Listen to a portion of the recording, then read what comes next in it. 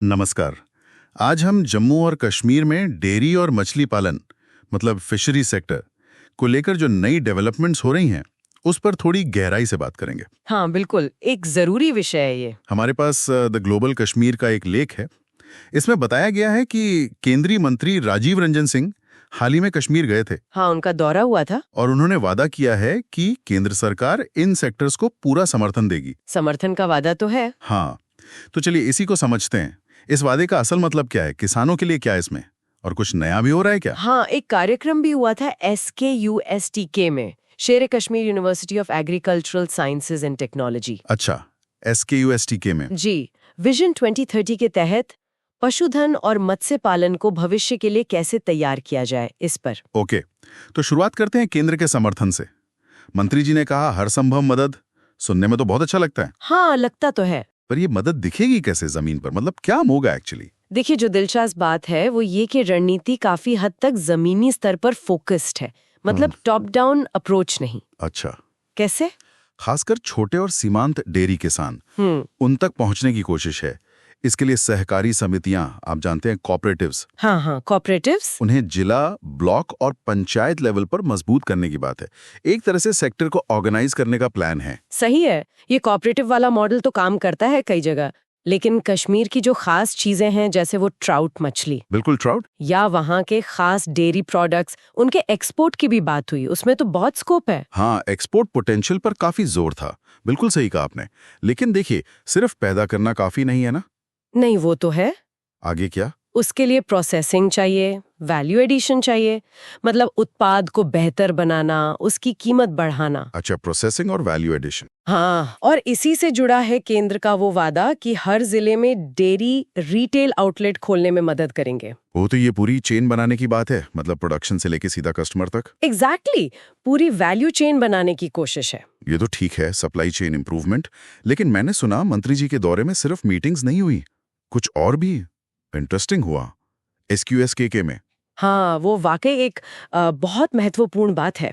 मंत्री जी ने वहाँ एग्रीकल्चरल इनोवेशंस देखे, मतलब कृषि क्षेत्र में जो नए प्रयोग हो रहे हैं। क्या देखा उन्होंने? और उसमें शामिल थी भारत की पहली जीन संपादित भेड़। क्या? जीन एडिटेड भेड़? अरे वाह, ये तो बिल्कुल साइंस फिक्शन जैसा लग रहा है। इसका क्या मतलब है, क्यों है ये इतनी बड़ी बात? देखिए, जीन एडिटिंग का मतलब है कि वैज्ञानिकों ने भेड़ के डीएनए में बहुत सटीक तरीके से कुछ बदलाव किए हैं। डीएनए में बदलाव?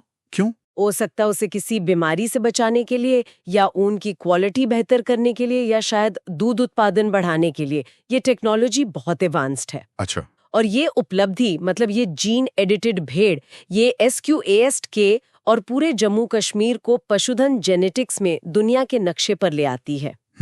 ये दिखाता है कि फोकस सिर्फ पारंपरिक तरीकों पर नहीं है, बल्कि बिल्कुल लेटेस्ट साइंस पर भी है।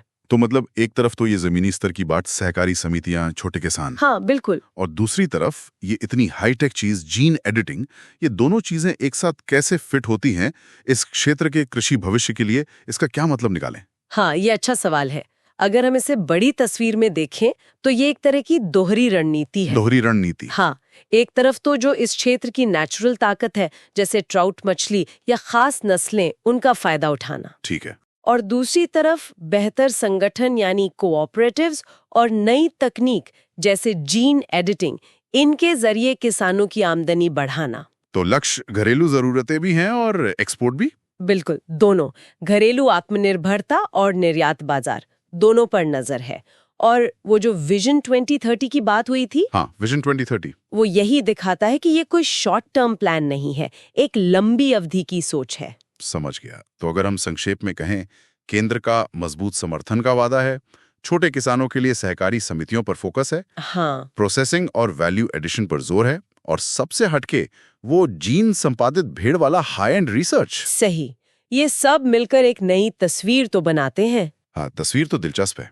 लेकिन हाँ, ये भविष्य के लिए एक अहम सवाल भी खड़ा करता है ना, कि ये सारी योजनाएं, ये घोषणाएं, ये जमीन पर कितनी कारगर होंगी। बिल्कुल, असल मुद्दा तो वही है। क्या ये सच में जम्मू कश्मीर के आम किसान की जिंदगी में, वहाँ की अर्थव्यवस्था में वो बदलाव ला पाएंगी जिनका वादा किया जा रहा है?